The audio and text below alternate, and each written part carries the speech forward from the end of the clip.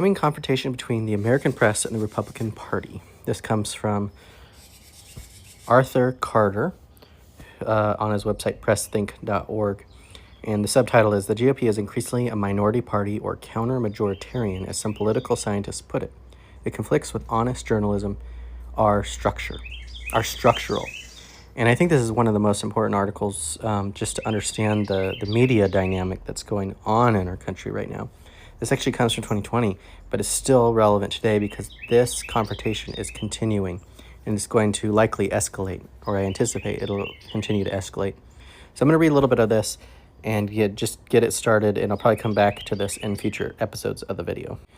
So in my last post before the fateful election of 2020, I'm going to project forward to a confrontation that I believe is coming for people whose job is to report on politics, question candidates and office holders, and alert Americans to what is actually happening in their public sphere. So this gets down to, what is the truth? What is actually the reality? And is the representation in the media and in journalism actually representing what's happening, or is it skewed?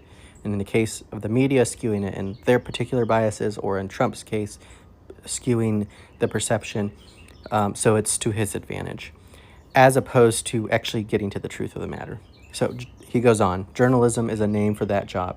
The press is the institution inside of which most journalism is done. The institution of what endures over time as people comes into journalism and drifts out of it. The coming confrontation can be summarized like this. The GOP is increasingly a minority party, or counter-majoritarian, as some political scientists put it. The beliefs and priorities that hold it together are opposed by most Americans, who, on a deeper level, do not want to be what the Republican Party increasingly stands for.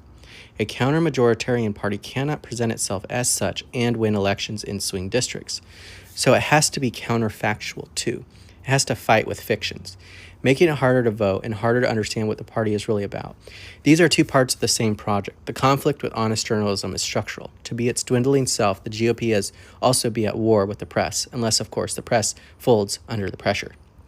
So this is why Trumpism, MAGA, is based on lies. The 2020 election being stolen, the January 6th insurrection, the lies that fueled that are the foundation of which the GOP now sits upon. And so it leverages lies and deception to persuade people, to manipulate people for its advantage so that it can gain control and power. And it's going to continue to escalate those lies. Pretty much Trump is rampant, lying every day, all the time about all kinds of things. And so that deception is actually part of the foundation of which it sits.